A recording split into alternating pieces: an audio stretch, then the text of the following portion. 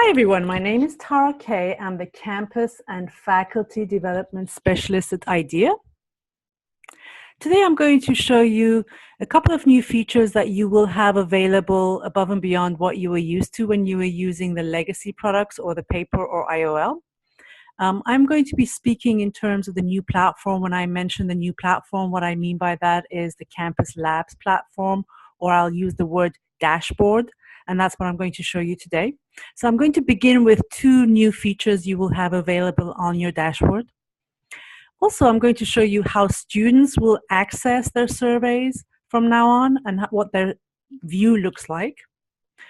I'm also going to share with you quickly how to see your reports once you receive them. I'm not going to go into too much detail in terms of what the reports are because we have dedicated some time around interpreting your reports, but I am going to be speaking in terms of what your reports look like and how different they're going to be. I'm also going to speak about the changes that were made to the student ratings of instruction instrument. That is, some of the objectives were changed, so I'll show you what changes were made. I'm also going to share with you some best practices for increasing response rates because now you're moving over totally to this new platform and we want to make sure that you have the highest response rates possible. And I'm also going to end with some impact grants that we have available to you.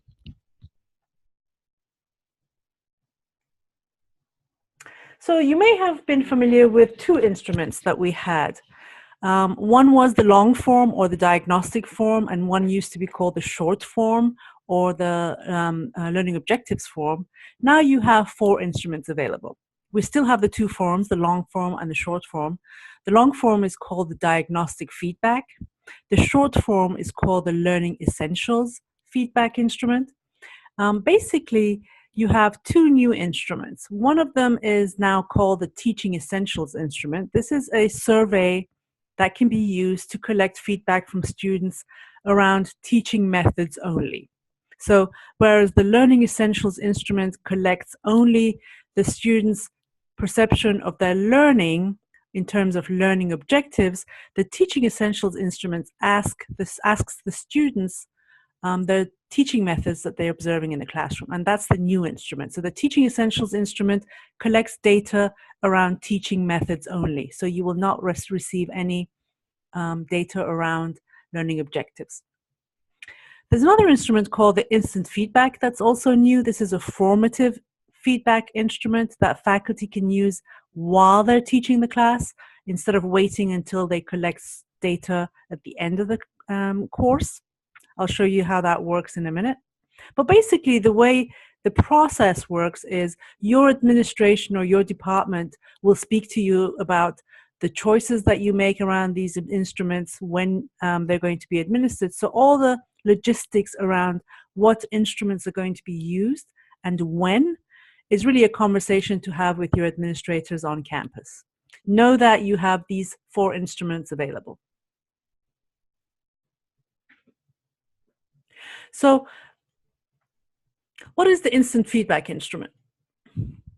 This is an instrument that students can use during the course. So every single session you can use it. You can use it as often as you want. And there are two things you should know about this instrument. One is that the data from this instrument is not shared with anyone else on campus except the faculty. And I'll show you how you will receive that data. And the other thing is that it's the only instrument where it's an instrument that is not confidential. So when you are going to ask your students to give you feedback, let them know that you will be able to see the names of the students, and that's done intentionally. So let me just start off by saying what it is. It's a 7-question item that is designed to take less than 1 minute. There are 6 questions on this instrument that are based on high-impact teaching practices, and you see the questions on the right. And there's a single question at the end that asks the students, did you understand the material covered today? So I'll just give you an example. Let's say you know you're going to be teaching a particularly difficult class that's upcoming, and you want to just collect quickly feedback around that particular session. Or you are experimenting with a new teaching method. You would ask the students to take out their mobile phone. You would share the link, and I'll show you how to do that in a minute. The link with the students, it takes less than a minute to do on their mobile phone. They would take the survey, and then you would immediately, as soon as you stop the survey, or it stops after 2 hours, depending on your choice, you will receive an email that looks something like this. It gives the data, and it tells you the responses of that data in an email form in this version. You also have the ability to go on the dashboard, and if you use it multiple times, you will be able to see a trend report on this instant feedback. And you'll notice on the left is where you will see the names of the students. Now, this was intentionally designed this way so that if somebody says, I didn't understand the material covered today, you would be able to identify that student and speak with him or her and say, you said you didn't understand the material. Is there anything else that you want me to do in terms of showing you or helping you understand the material? So this was intentionally designed not to be confidential, and the data is not shared with anyone else on campus except with the faculty. So I'm just going to share my sandbox in a minute and show you how to activate the instant feedback tool, how to stop it, and where you get the trend report. But before I do that, do you have any questions about just the tool itself?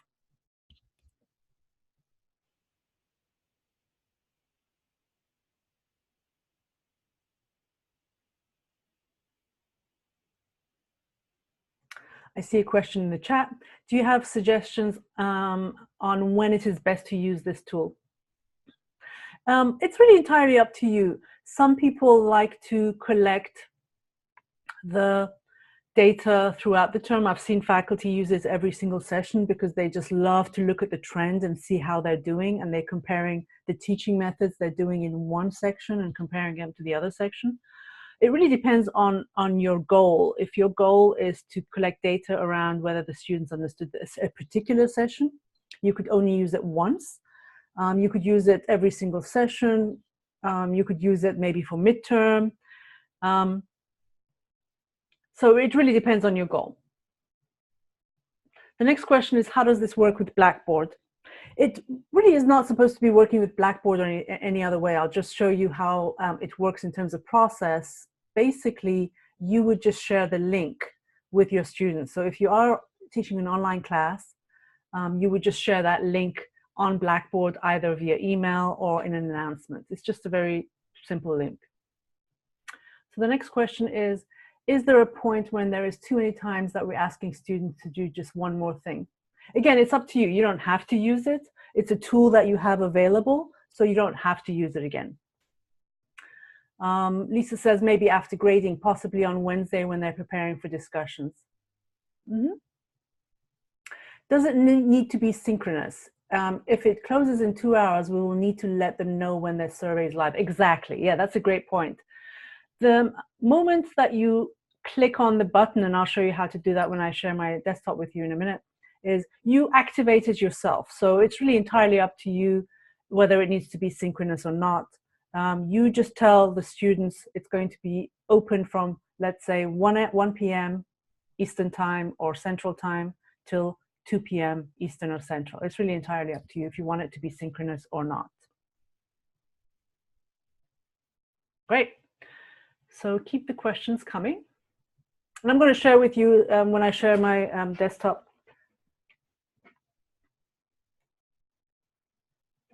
in a minute. But before I do that, I want to just show you also how the students will have access to their surveys via email.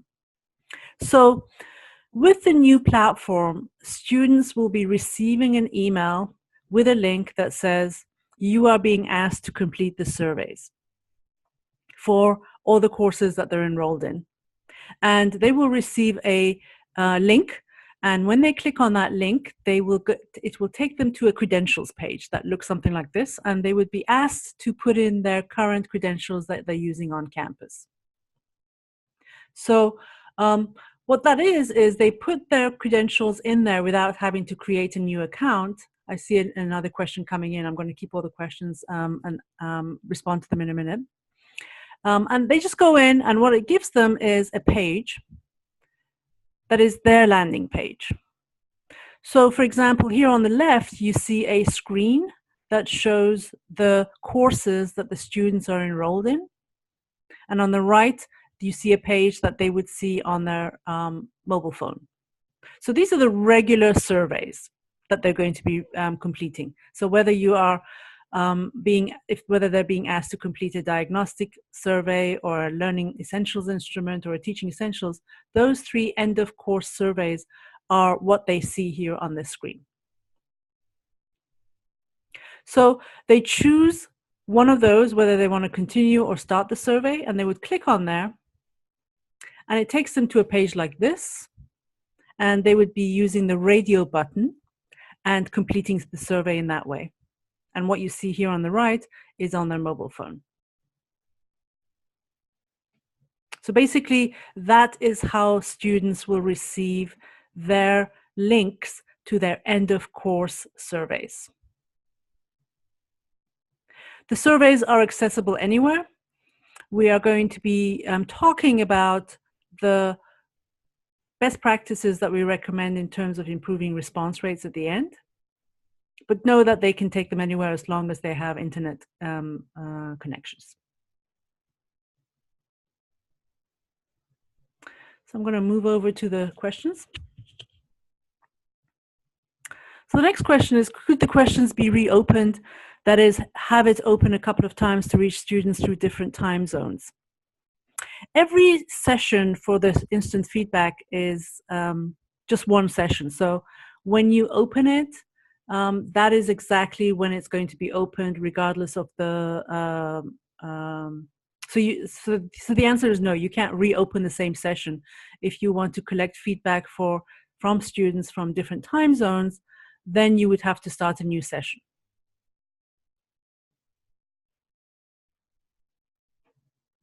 So don't forget, the instant feedback is something that faculty can use during the term, whereas the 3 other instruments are end-of-term surveys. The instant feedback link is the only link that faculty have access to, and they communicate directly with the students in order to get instant feedback while you are teaching the class every single week, if you want to use it that way. The other instruments, whether it's the diagnostic, the learning essentials, or the teaching, the fact that the students get an email automatically from the administration. So you don't have to worry about sharing a link about the end of course surveys.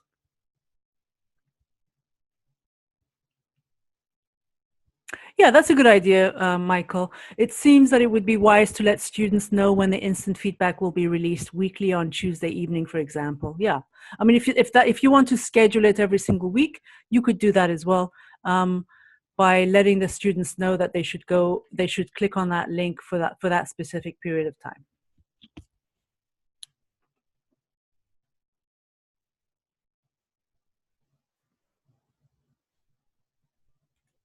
So again, instant feedback is during the term.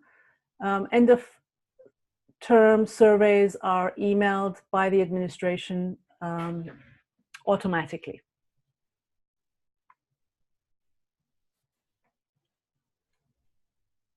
So I'm going to share my desktop now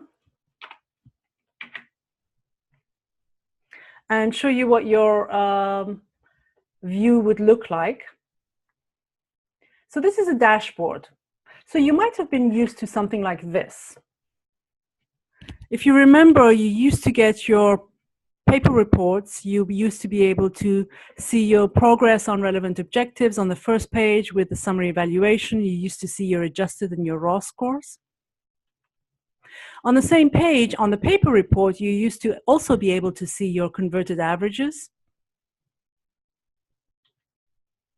On the second page, you used to be able to see this page where you could see what objectives had been chosen and the data around those learning objectives.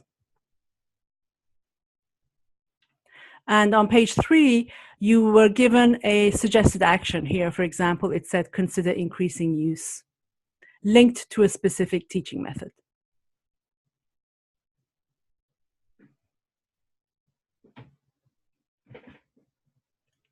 So now, the way you will be able to access your dashboard is you get an email that looks something like this, and you would click on the link that is inside that email, and it takes you to a page that we call the credentialing page.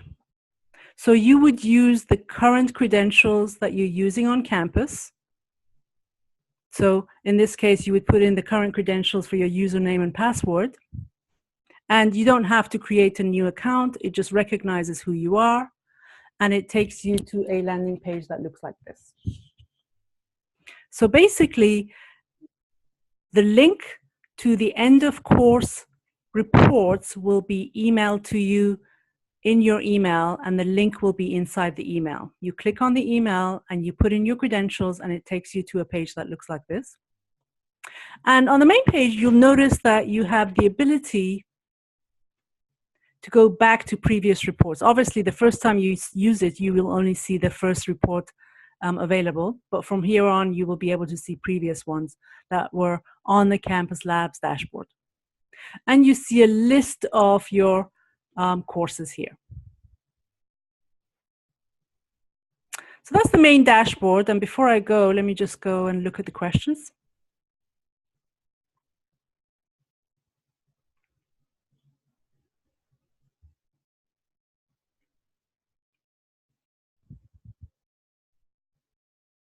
Yeah, I think this is, let me just see this link that you provided to me, Michael. I'm not sure if that's the correct link.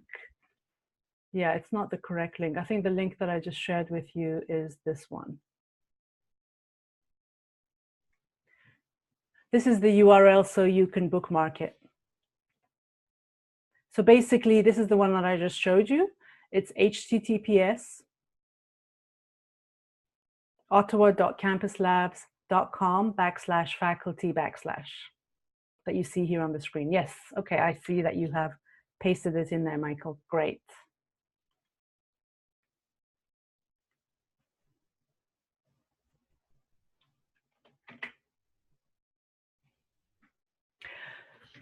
So I'm just going to go into one of these courses here, and I'm going to use a, let me see, I am going to use this anthropology course, 340.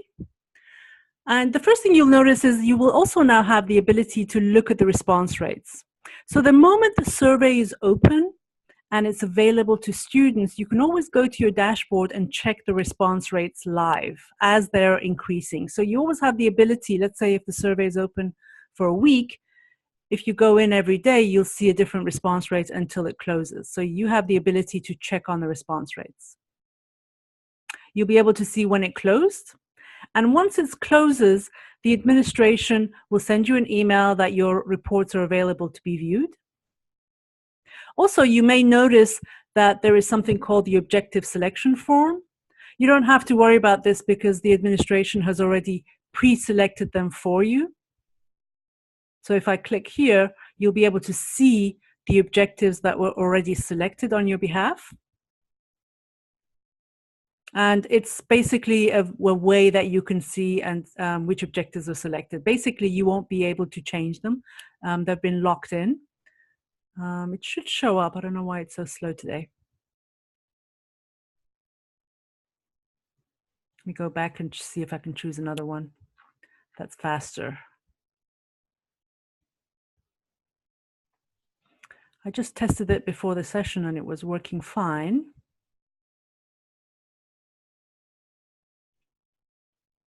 There. So basically, if you click on this objective selection form, you will be able to see the objectives that were selected on your behalf. The question that's asked is the data collected in our class shared with the administration automatically? That's a question for Andrea or other department administrators who are on the call, if you wouldn't mind responding to that. Yes. Can you hear me, Tara? I can hear you. Yeah. Are you talking about the end data, the end of class data is shared with the administration. That's correct. So the deans and lead faculty will have access to the IDEA results. Great. Thanks, Andrea. Mm-hmm. So now I'm going to go into the anthropology course here. I'm going to click on view results. And the first thing you'll notice is that it's a little bit different than the paper form that you're used to. It's going to be, it's a little more colorful and it's more interactive. And I'll show you a couple of the features that you have available. I'm not going to go into too much detail because we do have a dedicated time set aside after you receive your reports to go into every single one of these tabs and talk about them.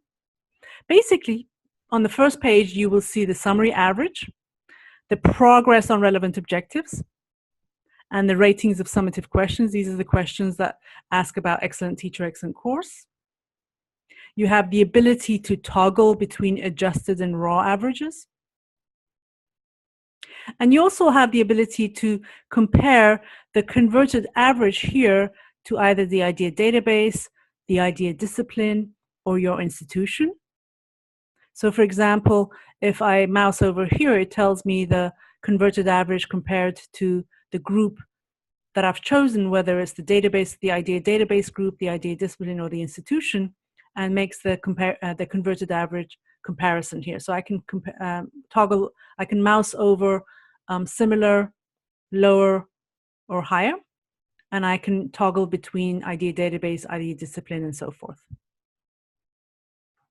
You also have the ability to look at the results of the students here, of when they reported on their background preparation and work habits. That contributes to the calculation of the adjusted score. I want to show you two features that you have available. If you click on the progress on relevant objectives, it'll show you the exact objectives that were chosen and the details of the scores here. And if you click on the formative tab, if you remember in the paper forms, you were given the suggested actions, whereas here, now it's interactive. It makes a recommendation in terms of consider increasing use. And if I click on here, it'll show me the relevant objective, but also you have the ability to click on the IDEA note here that is connected directly to that particular teaching method, and it'll take you to that note. It will has information about how to apply the teaching method in the classroom, how to apply it online, and how to assess the teaching method. In terms of the quantitative and the qualitative data, the quantitative is the same information you were getting on the paper forms, which was the distribution of the scores for every single item. And the qualitative tab are the comments that are made by the students under the qualitative tab. So basically, these 4 items are everything that you used to get in the paper form, except it's more interactive.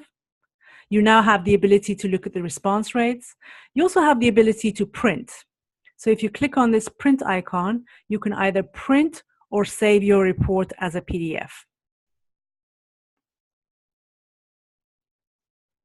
And don't forget, every time you're doing that, make sure that this scale says 100, otherwise the formatting will be off. One tab that is new that was not there when you were using the paper is the segment comparison. This is something for faculty if you're interested in looking at your average for every single item and comparing it to the unit organization here that you see. So in my case, I happen to be, it shows an anthropology class, and if I'm interested in comparing this item average to all the sections in anthropology, I can click on anthropology and it'll generate the average for my institution for all of anthropology here in purple. So in your case, your organization unit will look different. This happens to be my sandbox. Every campus is different. So that's your report. The next thing I want to show you is how to activate the instant feedback. Before I do that, I'm going to stop and see if you have any questions about your report, how you will receive them, and what they will look like.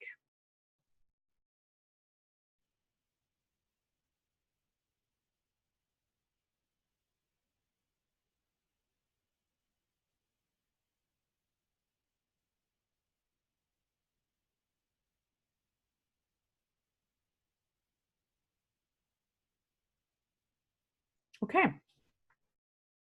So you'll notice on the top left side of the screen, okay, I see a question coming. When making comparisons to other segments, are there other questions created by the university?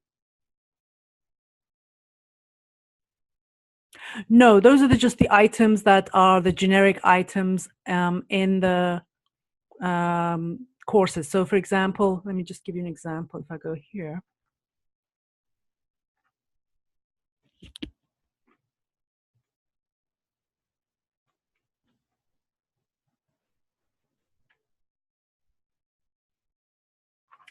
And actually double check. You see the items are, in my case, it happens to be a diagnostic feedback. So it has, and you'll notice that I just happened to click on there. You can actually see a visual difference here as well. You can see it either as a 3, or you can see it visually as a bar graph. But basically you have the questions about teaching methods, because it's a diagnostic forum, the questions about learning objectives, and the questions that are asked of the students about their preparation and work habits. And in my case, I happen to add custom questions at a faculty level. In your case, you won't be able to see this because adjunct faculty are not going to be adding custom questions. However, if your administrator, at a high level, if the administration decides to add custom questions, then yes, the results of those would appear at the bottom here.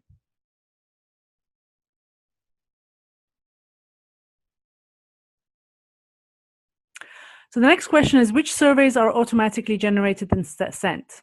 I understood that the course evaluation was automatically sent to students at the end of the session, or are they to be sent by the instructor?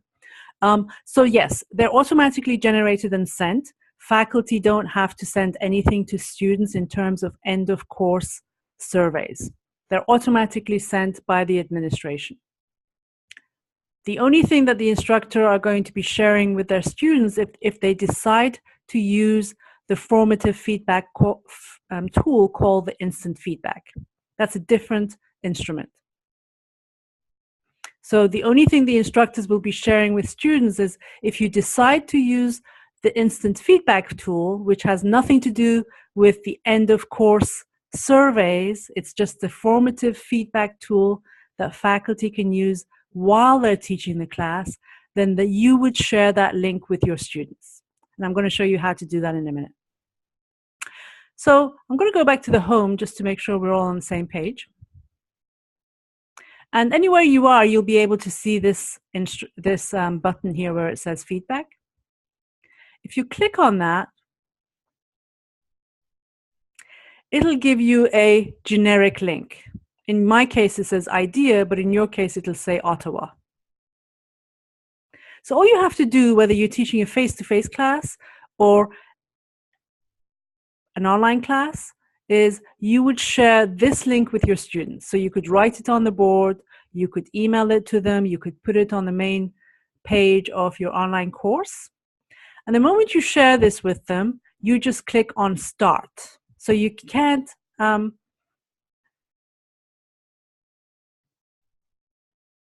schedule a specific date.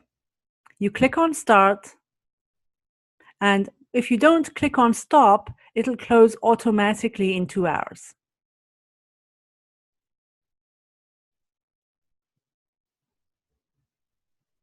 And then when the report is ready, you just click on the report here. So again, this is not the end of course surveys. This is just for the instant feedback instrument if you want to use it while you're teaching a class.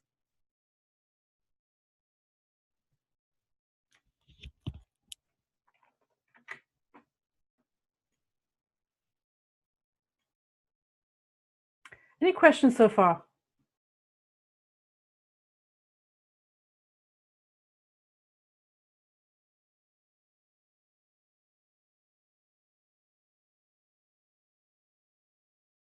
The question is, are the questions customizable?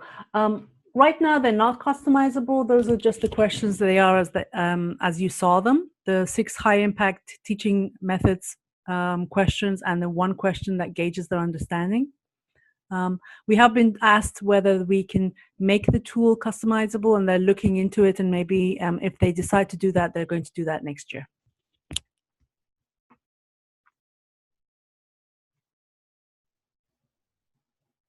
So another feature I want to show you that's right now in its beta form is the longitudinal trends analysis. In the past, when you were using paper, some faculty were tracking their data or their pro scores on a spreadsheet. They were looking at the comments over time, which is really what we recommend. We recommend, if you do interpret your reports, never look at them as a one-time deal. You should always be looking at them longitudinally and comparing course sections over a period of time. Now you don't have to do this manually anymore. Now we have a new feature called the trends analysis. This is an area where you can see a course-by-course breakdown of key responses over several terms. And you can see the overall ratings for every course that you taught each semester. And the way you access that is, at the top here, you'll see a button that says Trends Analysis, and it says Beta New. And if I click on this, I don't have that many classes. What you will see is a page where you can, first of all, if you're using different instruments, you can filter by the instruments. But basically, you can click on any of these items, and it'll take you a page that looks like this. It'll give you your overall mean. And if you mouse over it, it'll give you the specifics. Now, you can imagine if over a period of time, if you have a lot of courses, it's going to look really busy. Actually, this is nice that it popped up. This pops up because it's in its beta form. And if you want to participate and share your opinion about the usability of this area and this new feature, just click on I want to participate, and it'll ask you a couple of questions to respond in terms of the usability of this, so we can improve the section. So as you can imagine, over a period of time, it might look busy because you have all these classes. So it gives you the ability to gray specific classes out. So you'll notice I clicked on there, it's grayed out, so that if you want to look at a longitudinal analysis of a specific section, you can only gray out the ones you don't want, so that visually you have a better understanding of a trends analysis.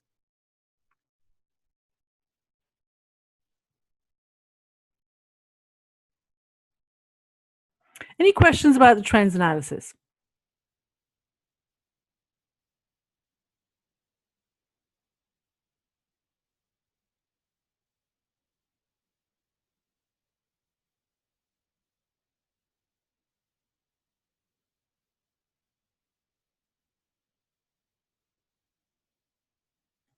So now I want to share with you some of the changes that were made to the student ratings of instruction instrument. So in 2012, we decided to update the student ratings of instruction instrument.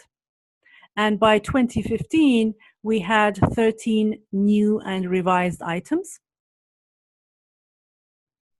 And we did these changes because there was a lot of changes in higher education.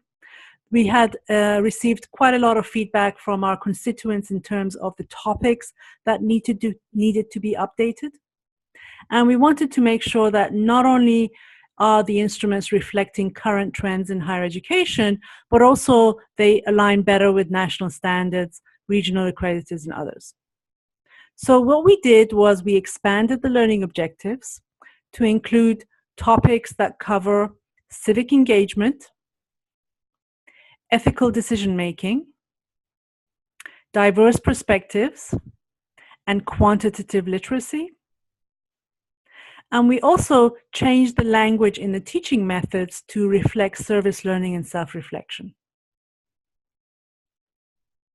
Just to give you an idea of what we did, and there's a paper called the Technical Report 19 that shows you all the changes that we made, why they were made, and all the data that we collected based on the focus groups that we conducted. But basically, You're used to having 12 objectives, but now you're going to see 13 new learning objectives.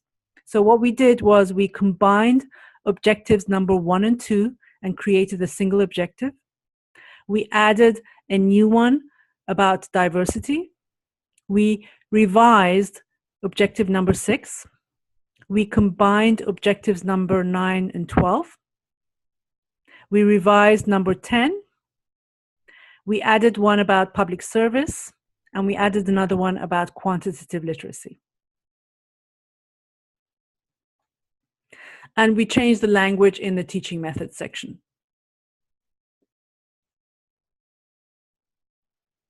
If you go to the IDEA website, ideaedu.org, and you just put in the word crosswalk in the search section or changes to the instrument, it'll show a document that looks like this. So you will see a breakdown of every single objective that was changed. If it wasn't changed, it'll just say NC, which is no change. Any questions about the changes that were made to the instruments?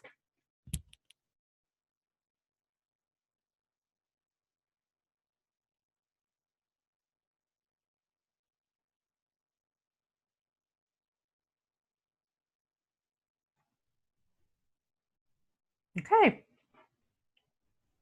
So now I want to share with you some best practices to increase response rates. Because you're going to be moving to a new platform, there are going to be changes in terms of usability changes from the faculty perspective, from the students' perspective, and we want to make sure that you get the most from the instruments. So what we did was over the past 3 years is we collected some of the best practices from the people who have been using the Campus Lab platform in terms of what they did to improve response rates. But we also looked at research in terms of what works best to improving response rates to surveys in general. So we put together a list for you, starting with creating value for student feedback. So based on best practices from our constituents, we found that when faculty talk or have a discussion with students about how valuable their feedback is, students are much more likely to provide feedback.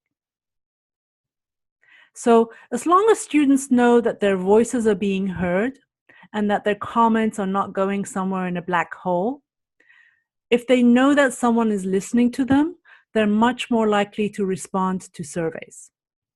So how can you do this? Some of the examples that were given to us is if you're teaching a face-to-face class, faculty say they have discussions in class about how important feedback is, what they do with the feedback.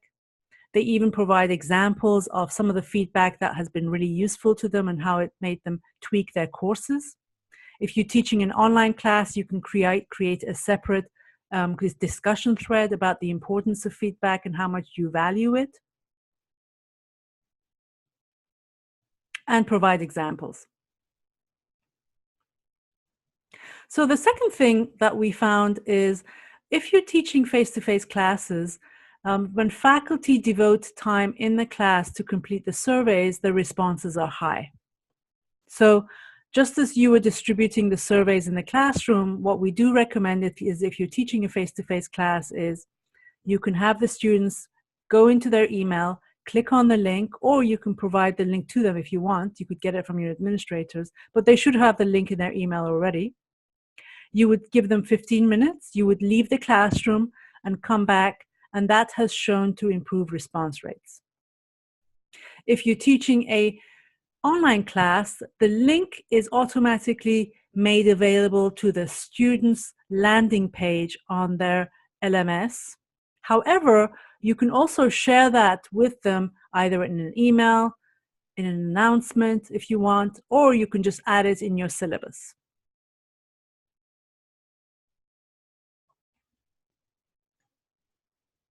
Now there is a much better chance of different levels at the institution to be able to monitor the response rates, and they can communicate accordingly.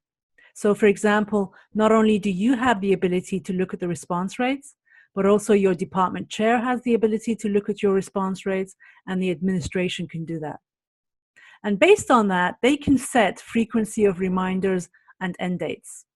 The nice thing about this system is that it recognizes which student has not completed the survey, and only that student will get a reminder email.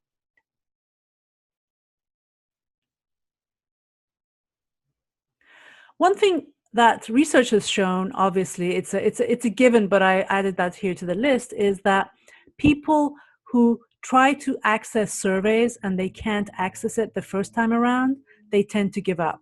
So our recommendation for the IT team on your campus or any kind of tech support is if you know that the surveys are going to be open for a specific week, that there is tech support on hand that helps students in case they have forgotten their login and password, so that they can immediately help them to get into their login page to be able to complete the surveys.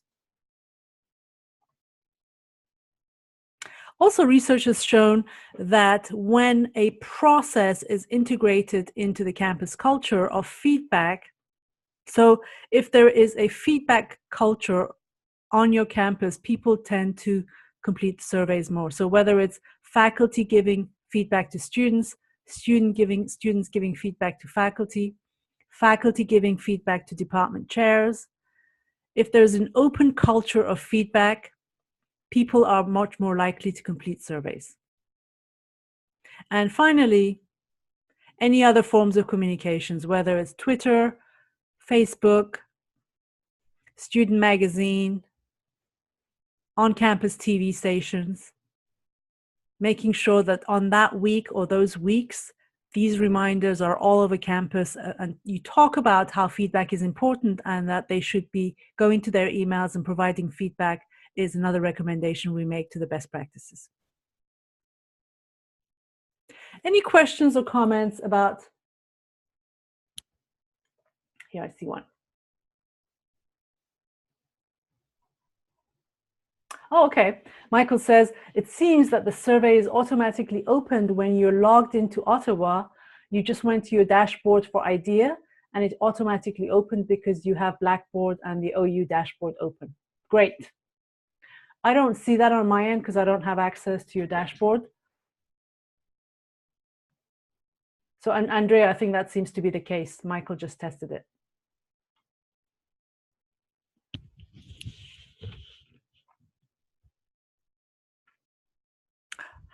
You stepped away for a second. Michael just says that the survey is automatically all opened when they log into Ottawa. He just went to his dashboard for IDEA and it automatically opened because he has Blackboard and the OU dashboard open. Yes, Andrea says yes.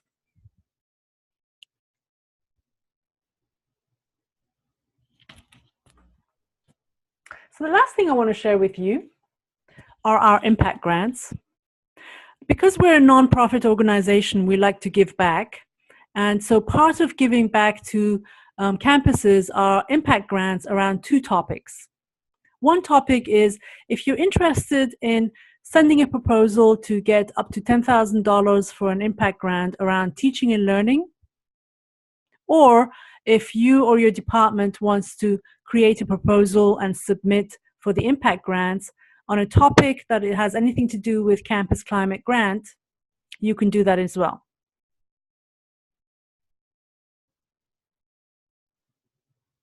So what we've done is we give away nearly $45,000 a year, up to $10,000 per campus or per faculty. And we have up to 6 campuses that receive those grants. So just to give you an example, for 2017-2018, we had about 96 campuses submit their proposals to the impact grant, and these 6 were chosen. So we had folks from Champlain College who wrote a proposal around faculty development initiatives, Dordt College, Franklin and Marshall College, Kutztown University, San Francisco State, and University of Nebraska. So if you're interested in putting in an application for an impact grant, you would go to the IDEA website, ideaedu.org. You would click on Giving and Grant Making, and click on Grant Making. And you'll notice that if you click on that, it tells you that the applications are due by March 31st, 2017. So the deadline for that is gone. But basically, just remember that the applications are the deadline application usually opens in February of every year. So February 2017 till March 2017. So you have a 1-month window to apply for those grants. And you have the guidelines and a form there on the application process. One way to receive information about the grants, because we don't have faculty's email, we don't email faculty directly, is we usually post the grant deadlines on our Twitter account. So if you want to receive the grant deadlines, but also other information in terms of what our new publications are, if we are at a specific university or a conference, join us on Twitter, and these are the information in terms of linking to our Twitter account.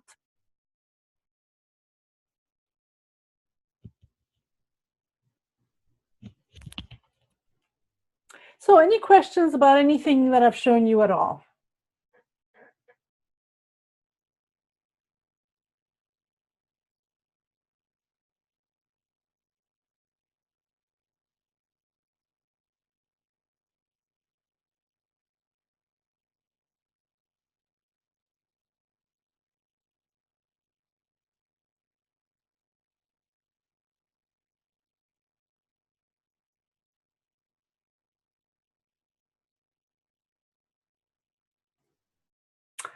Great, thank you. And Andrea, did you want to add anything before I stop on the recording here?